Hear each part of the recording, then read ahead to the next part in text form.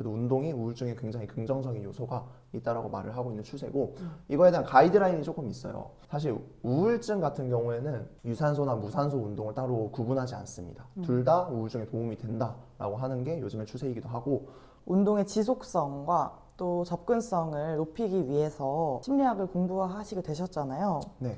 운동 동기를 유발하고 유지하기 위해 심리학적으로 중요한 요소는 무엇이 있을까요? 제가 생각하기에 가장 중요한 요소가 딱 두 개가 있어요. 하나는 목표 설정입니다. 뭐 흔히 다르게 말하면 성취감이죠. 내가 이걸 해냈다 라고 하는 것들이 굉장히 중요하고 두 번째는 자기 효능감이에요. 어떻게 보면 자신감과 굉장히 유사한 단어인데 내가 운동을 해야 될 필요성은 너무 잘 알아. 나 살 빼야 해. 근데 운동을 너무 하기 싫어. 그런 것도 어떻게 보면 심리적인 영향이 분명히 있는 거거든요. 위로 올라가고 올라가서 본질적으로 바라보면은 결국에는 내 니즈 충족을 통한 행복을 추구하는 굉장히 고귀한 행동이다 라고 저는 생각을 했거든요. 그래서 결국엔 내가 이 니즈 충족을 통해서 행복한 삶을 영위하기 위한 행동이 운동인 건데 이 운동이 재미가 없어버리면은 그거는 조금 역설이지 않을까. 안녕하세요. 네, 안녕하세요. 오랜만에 봬요. 그러게요. 아. 얼마 만에 뵙는 건지. 그러니까요. 구독자분들에게 네. 자기소개 부탁드립니다. 구독자분들 안녕하세요. 저는 헬리이들의 마지막 코치가 되고 싶은 이지훈이라고 합니다. 반갑습니다. 와, 어색하네요. 그러게요. 저희가 또 지금 아침 시간이라 아, 그쵸. 눈이 많이 부었어요. 네. 시청에 양해해 주시고 지훈 선생님께서 네. 고객분들에게 제공하는 운동적, 건강적, 경험적 가치가 궁금해요. 네, 저는 아무래도 제대로 된 자세를 운동적으로 많이 전달을 해드리고 있는 것 같아요. 뭐 예를 들자고 하면은 무릎이 아프신 분들은 보통 스쿼트 자세를 피하시기도 하고 아니면 허리가 아프신 분들은 데드리프트 자세를 안 하시기 마련이잖아요. 근데 저는 개인적으로 생각하는 거는 무릎이 아픈 분들이 스쿼트를 하면 안 되는 게 아니라 스쿼트를 제대로 못 하시는 분들이 무릎이 아픈 거라고 생각을 하거든요. 데드리프트도 마찬가지로 등이나 하체에서의 힘이 부족하신 분들이 허리에 부담이 가게 되면서 허리에 이제 부상이 일어나거나 그렇게 되는 거라고 생각을 해서 정말 제대로 된 자세로 인해서 이 사람들이 정확한 근육들을 사용하게 만들어 줌으로써 결국에는 본인의 통증이나 이런 것으로부터 좀 벗어나게 만들어 주고 싶은 그렇게 운동적으로 가치를 제공을 해드리고 있습니다. 지훈 선생님은 스스로를 뭐라고 정의하시나요? 친구라고 정의를 좀 하고 싶은 것 같아요. 뭐 예를 들어서 선생과 제자라고 하기에는 이 코치라는 직업 자체가 운동을 단순히 알려주고 배우고 이런 거를 좀 넘어서잖아요.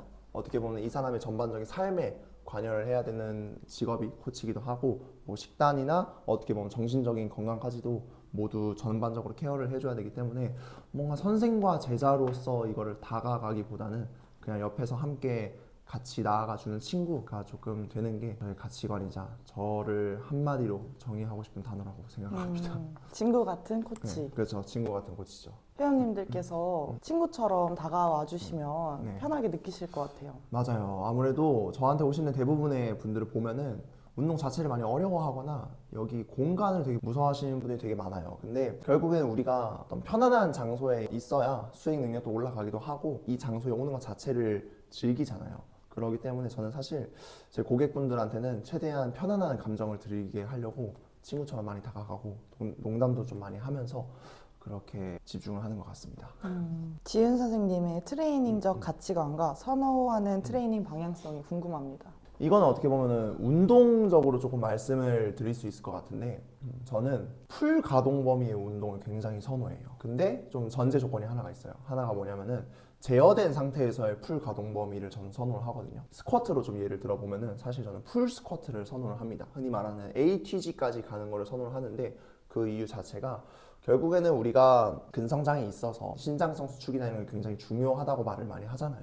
그만큼 내가 가동 범위를 끝까지 늘려가면서 운동을 하는 게 근성장에 있어서도 굉장히 많은 도움이 되기도 하고 근데 아무래도 그 풀 가동 범위를 진행하는데 내가 제어되지 않는 상태에서 운동하시는 분들이 저는 부상을 당한다고 생각을 하거든요. 저에게 오시는 분들 중에 좀 통증이 있거나 하시는 분들의 그 특성을 보면은 똑같은 운동을 할 때 조절된 상태에서 내려가는 게 아니라 그냥 쿵 하고 앉아버려서 무릎이 아프거나 발목이 아프거나 그러신 분들이 굉장히 많더라고요. 그래서 그런 분들께는 내가 제어될 수 있는 상태에서의 가동 범위 상에서 운동을 시키면은 실제로 근육의 조절 능력이 올라가게 되면서 스트레칭 효과도 굉장히 많이 쌓이게 되고 그래서 가능하면은 풀가동 범위에서 저는 운동을 시키는 것을 굉장히 선호를 하게 됩니다.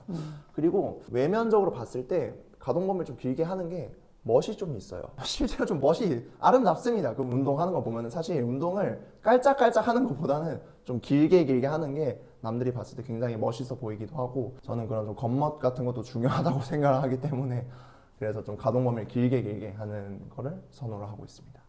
실제로도 우리가 얘기를 할 때 멋있게 운동하는 사람이 잘하는 사람이다라고 설명을 하잖아요. 그렇죠.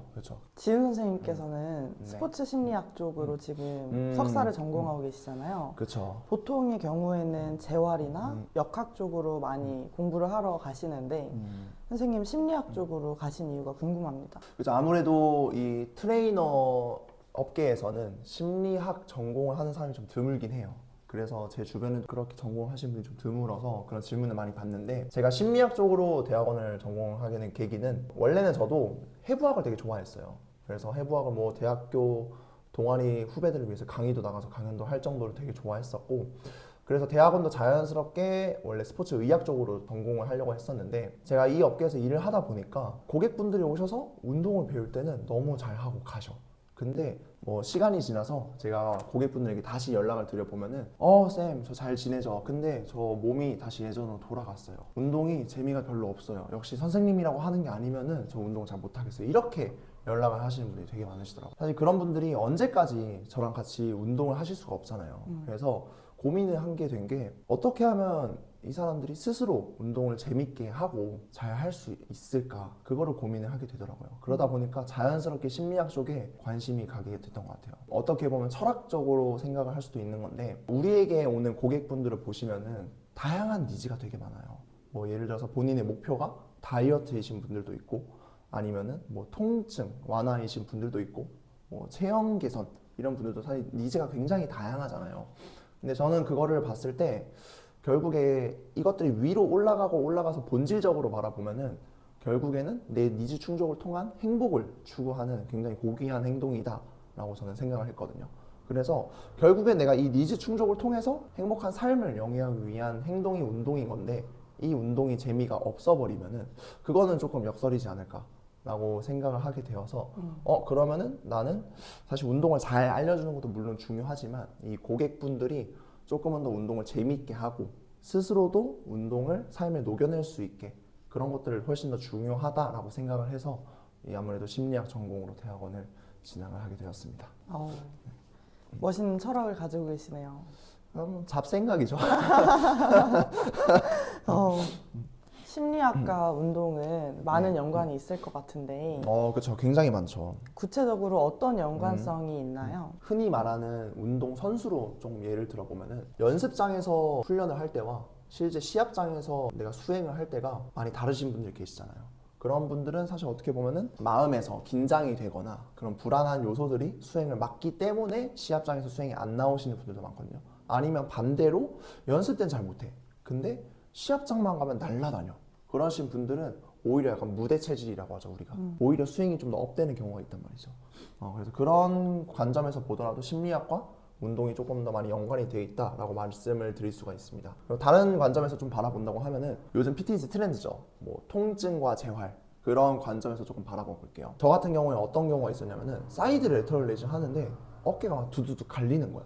그래서 그거에 대한 보상을 다른 움직임으로 대체를 해요. 근데 그런 것들이 결국에는 이 다르게 보상이 된 움직임이 패턴화가 되면서 나는 이제 어깨가 아니라 뭐 팔을 써서 레이즈를 하는 사람이 되어버린 거야. 사실 그런 분들에게는 뭐 근육을 내가 잘못 썼다 이런 것을 떠나서 내가 여기를 쓸 때 아팠던 경험이 있기 때문에 사실 다른 움직임이 나오게 된 거거든요. 그런 것들도 어떻게 보면 심리랑 굉장히 많은 연관이 있는 거죠.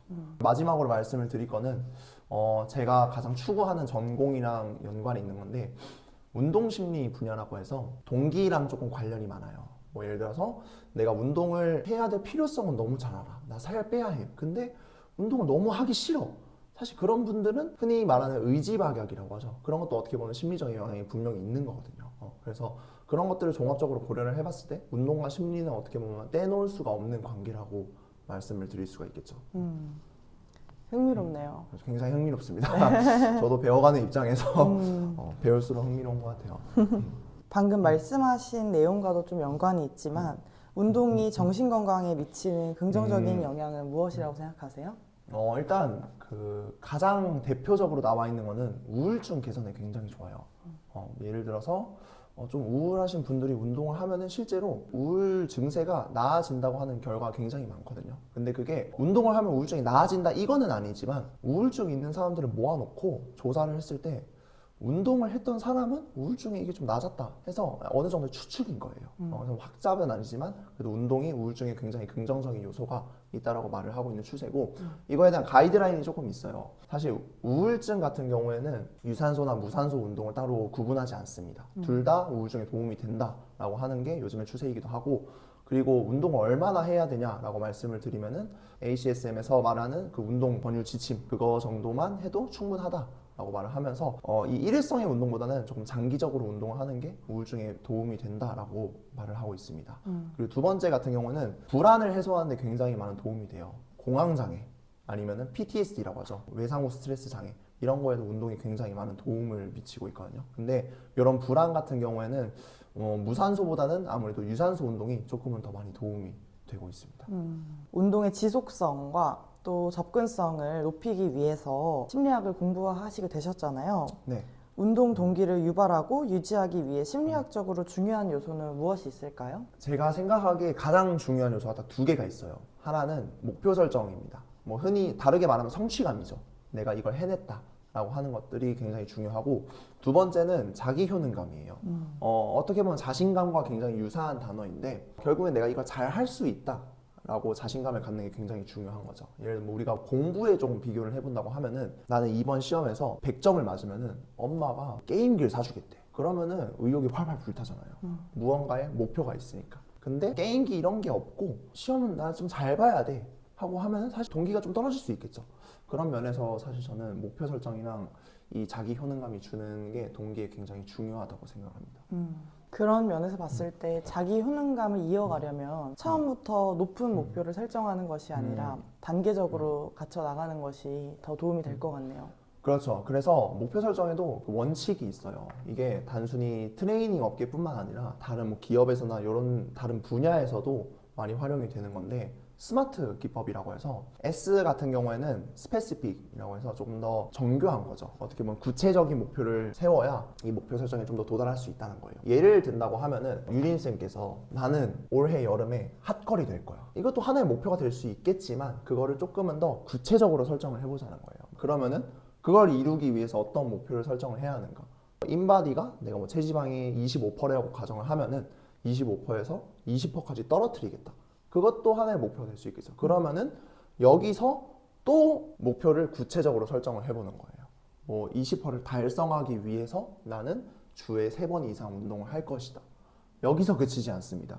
여기서 또 목표를 설정을 하는 거예요. 정말 이렇게 단계적으로 정말 구체적으로 설정을 해서 결국에는 내가 지금 당장 할 수 있는 목표를 설정할 정도로 구체적으로 설정하는 게 굉장히 중요하거든요.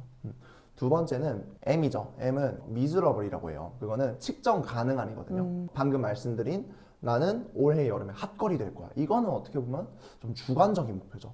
유림쌤이 생각하기에는 핫걸이 될 수 있지만 제가 생각하기에는 옆 동네 어떤 여자가 좀 더 핫걸이 될 수 있는 거거든요. 네. 되게 주관적인 목표라는 거거든요. 그쵸. 하지만 뭔가 내가 인바디에서 25%를 20%를 감량을 하겠다. 그런 건 어떻게 보면 굉장히 객관적인 목표이기 때문에 측정이 가능하잖아요.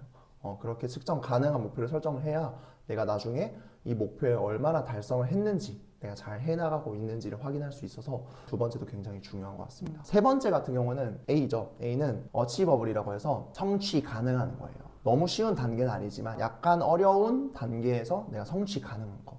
왜냐면은 갑자기 유린쌤이 나는 국가대표가 돼서 뭐 올림픽 금메달 딸 거야. 너무 좀 터무니없는 얘기잖아요. 그런 너무 터무니없는 목표를 설정을 하는 것보다는 나는 그래도 체지방률을 25%에서 20% 정도로 감량을 할 거야. 어떻게 보면 조금 어려울 수 있겠지만 충분히 노력을 한다면 달성할 수 있는 목표가 될 수 있겠죠. 그렇게 내가 달성 가능한 목표, 이것도 굉장히 중요하다고 볼 수 있습니다. 네 번째는 R이죠. R은 리얼리스틱이라고 해서 현실 가능한 목표, 정말 현실적인 목표예요. 내가 직장인이라서 너무 바쁜데 주 6일 운동은 솔직히 좀 힘들 수 있습니다. 어떻게 보면은 뭐 어치버블이랑 좀 비슷한 맥락이라고 생각할 수 있겠죠. 그래서 현실 가능한 목표가 굉장히 중요하다라고 볼 수가 있고, 마지막은 타임 바운드예요. 이거는 저는 되게 중요하다고 생각하는데, 타임 바운드는 시간 제한을 두는 겁니다. 유림쌤이 방금 25%에서 20%를 감량을 하기로 마음을 먹었어. 그러면은 그거에 대한 시간 제한을 둬야 돼요. 예를 들어서 지금이 1월이니까 4월까지 하겠다. 이렇게 시간 제한을 둬야 그 다음에 도래했을 때 내가 측정하는 기간이 설정해집니다. 그냥 올 여름에 할 거야 하면은 되게 애매모호하잖아요. 그러면 자꾸 미루게 되거든요. 그래서 목표 설정에서 마지막으로는 이렇게 시간 제한을 두는 게 굉장히 중요하다라고 생각할 수 있습니다. 너무 재밌는데요? 그런가요? 네. 고객이 운동 목표 달성을 하는 데 있어서 심리적 요인은 얼마나 중요한가요? 굳이 수치로 나누자고 하면은 저는 33.3%? 왜냐하면은 33.3%는 일단은 말씀드린 그런 목표 설정이 될 수 있을 거고, 다른 33.3%는 운동 프로그램입니다. 이 사람의 니즈에 맞는 정확한 알맞은 운동 프로그램이 있어야 이 사람이 조금은 더 목표에 빠르게 도달할 수가 있겠죠. 그래서 이런 프로그램적인 것도 굉장히 중요하다고 저는 생각하고, 마지막 33.3%는 코치의 코칭 실력이에요. 똑같은 스쿼트를 가르친다 하더라도 누구는 이 사람에게 아프게 가르칠 수가 있지만 누구는 이 사람에게 정말 기똥차게 가르쳐 줄 수가 있거든요. 그런 것처럼 이 사람 코칭 실력도 굉장히 중요하다고 생각해서 이 심리적인 요소를 한 33.3%를 뽑았거든요. 근데 여기서 목표 설정이 굉장히 중요하다고 말씀을 드리고 싶은 게, 심리 업계에서 이런 말이 있어요.